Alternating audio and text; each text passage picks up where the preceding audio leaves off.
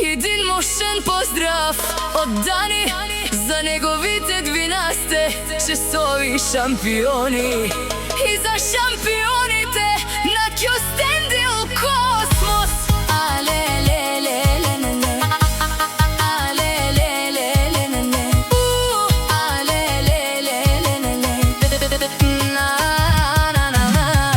Когато Дани ги пусне рано сутринта, забравете да ги чакате, те се прибират чак вечерта. По 12 часа държат небето, не искат да погледнат земята, не искат да кацнат, не искат и степенките да видят.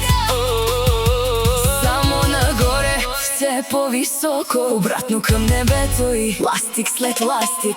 А който тръгне да ги търси, да си вземе бинокъл, и с него обаче пак няма гаранция, че ще ги види, толкова високо летя, че ще гледате небето цял ден и само ще се чудите къде са. На другите им остава само едно: глава нагоре и търсене до вечерта, а накрая ще ги заболи вратата, преди да са видели шампионите. Това е поздравът от Дани за неговите 12 часови шампиони.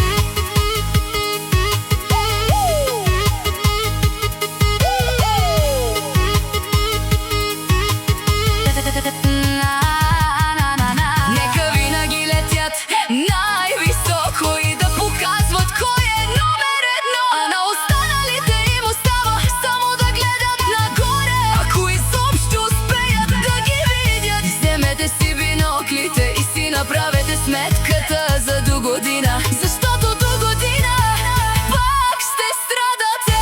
12 часа в небето, неро часа на земята, шампиони.